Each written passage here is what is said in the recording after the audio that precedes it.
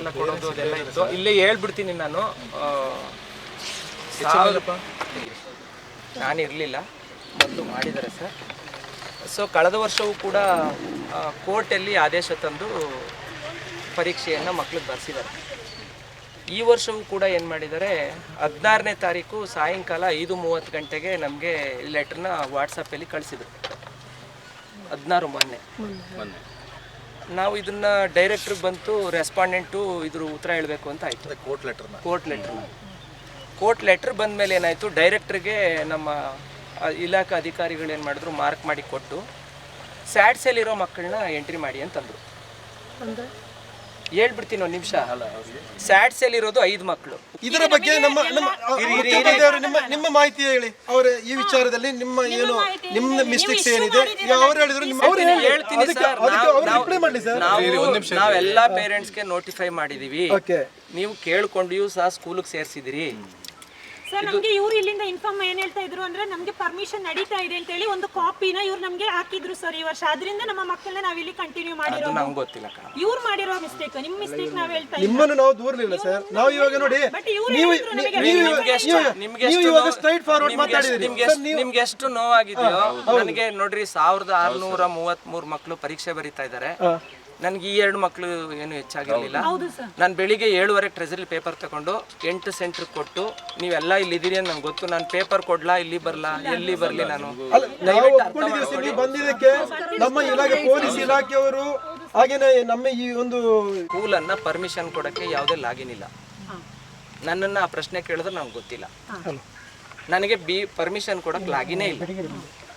ನೀವು ಏನಿದ್ರೆ higher officer ಕೇಳಬೇಕು.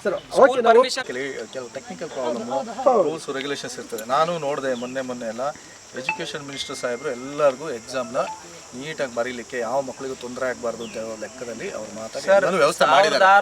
ಎಲ್ಲಾನು ಮಾಡಿ ಇವ್ರು 31 ಮಕ್ಕಳು ಅತ್ಯಂತ ಖುಷಿಯಿಂದ ಪರೀಕ್ಷೆಯನ್ನ ವ್ಯವಸ್ಥಿತವಾಗಿ ತುಂಬಾ ಚೆನ್ನಾಗಿ ಬರೀತಾ ಇದ್ದಾರೆ. 88% ನಂದು ಥರ್ಡ್ ಪ್ರಿಪ್ರೇಟರಿನಲ್ಲಿ ರಿಸಲ್ಟ್ ಇದೆ. 90% ನನ್ನ ರಿಸಲ್ಟ್ ಬರುತ್ತೆ ಟೋಟಲ್ ಡಿಸ್ಟ್ರಿಕ್ಟ್. ಈ 2 ಮಕ್ಕಳು ನಂಗೆ ಜಾಸ್ತಿ ಇರಲಿಲ್ಲ. ನಾನು ಇಲಾಖೆಗೆ ಪತ್ರ ಬರೆದು ಏನು ಬೇಕೋ ಅದು ಕ್ರಮ ನಾನು ಮಾಡಲಿಕ್ಕೆ ಕ್ರಮ ಮಾಡ್ತೀನಿ. ಆಲ್ಟರ್ನೇಟಿವ್ ವ್ಯವಹಾರ ಇದೆ. ಈಗ ಮೇಯಲ್ಲಿ ಇವರು ಹೇಳಿದ್ದಾರೆ, ನಮ್ಮ ಅವರು ಮೇಯಲ್ಲಿ ಎಕ್ಸಾಮ್ ಇದೆ, ಅದರಲ್ಲಿ ಒಂದು ವ್ಯವಸ್ಥೆ ಮಾಡ್ತೀವಿ ಅಂತ ಹೇಳಿದ್ದಾರೆ. ಇವತ್ತಿಗೆ ದರ್ಶನ ಮಾಡ್ಕೊಳ್ಬೇಡಿ,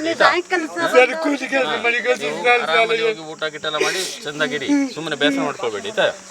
ಗೊತ್ತಾಯ್ತಲ್ಲ? ಬಿಡಿ, ಅದು ಮೇಲೆ ಒಂದು ವ್ಯವಸ್ಥೆ ಆಗ್ತದಲ್ಲ, ಅವ್ರು ಹೇಳಿದಾರಲ್ಲ, ಮಾಡ್ತಾರೆ ಬಿಡಿ, ಬೇಸರ ಮಾಡ್ಕೊಬಿಡಿ. ಅಲ್ಲಲ್ಲ ಒಂದು ವರ್ಷ ಅಲ್ಲ, ಈಗ ಮಕ್ಕಳ ಜೊತೆ ಆಟ ಆಡ್ತಾರಲ್ಲ ಸರ್, ಮನ್ಸರು ಅನ್ನ ತಿಂತಾರಲ್ಲ,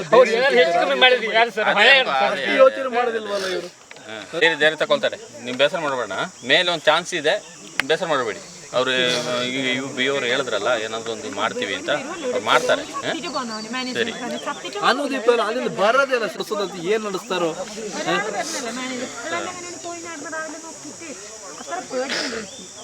ಸರ್ ಎಂತ ಸರ್ ನಿಮ್ಮದು? ನಾವು ನಿಮ್ಮನ್ನ ಪ್ರಶ್ನೆ ಮಾಡ್ತೀವಿ. ಇನ್ನು ಮುಂದೆಗೆ ಸಹ ನೀವು ಈ ರೀತಿ ಎಂದಿಗೂ ಮಾಡಬೇಡಿ ನೀವು, ಅಷ್ಟೇ ನಾನು ಹೇಳೋದು. ಇಲ್ಲ, ನಾನು ನಿಮ್ಮ ಜೊತೆ ಹೇಳಿಲ್ಲ. ಏನು ಸರ್ ನೀವು ಇದ್ದೀರಾ, ಆದರೆ ಮಾತ್ರ ನನ್ನ ಮಗನ ಕಳಿಸೋದು ಅಂತ ಏನು ಹೇಳಬೇಕು ಈಗ ನಾನು ಹೇಳಿ.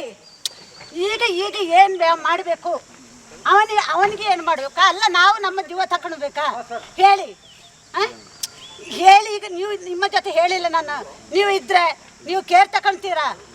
ನೀವು ಆಗ ನಿಮ್ಮ ಬಾಯಲ್ಲಿ ಎಂತ ನೋಡ್ದಿದ್ದು, ಈಗ ಕೇರ್ ತಗೊಳ್ತೀರಾ? ಈಗ ಇವರ ಅವಸ್ಥೆ ಅಂತ ಆಗಿದೆ. ನೀವು ಕೇರ್ ತಗೊಂಡು ನೀವು ಒಂದು ಹೆಚ್ಚಮ್ಮಲ್ಲ ಈ ಶಾಲೆಗೆ, ಈ ಸ್ಕೂಲ್ಗೆ ನೀವು ಹೆಚ್ಚಮ್ಮಲ್ಲ, ನೀವು ಯಾಕೆ ಕೇರ್ ತಗೊಳ್ಳಿಲ್ಲ? ನಾವು ಇದ್ದು ಇಲ್ಲದೆ ಇವರ ನಿಮ್ಮ ಸ್ಕೂಲಿಗೆ ಕಳಿಸಿಲ್ಲ ಅಂತ ಕೇಳಿದ್ದು. ಏನು ಹೇಳಿದ್ದು ನಾನು? ಸೋಮಣ್ಣ, ನೀವು ಇನ್ನಾದ್ರೂ ಈ ಮಕ್ಕಳಿಗೆ, ನೀವು ಇನ್ನಿದ್ದ ಮಕ್ಕಳಿಗೆ ನೀವು ಇನ್ನು ಚಿಂತೆ ಮಾಡಬೇಡಿ. 2 ಮಕ್ಕಳ ಚಿಂತೆ ಆಯ್ತಲ್ಲ, ಈ ವರ್ಷದ ಲೈಫ್ ಹೋಯ್ತಲ್ಲ, ಇನ್ನಿದ್ದ ಮಕ್ಕಳಿಗೆ ನಿಮ್ಮ ಜೀವಮಾನದಲ್ಲಿ ನೀವು ಇದು ಮಾಡಬೇಡಿ. ಅದು ಮಾತ್ರ ಎಚ್ಚರ ನೋಡಿ. ಹೇಳುದಲ್ಲ ಇವರಿಗೆ ಏನಿದು.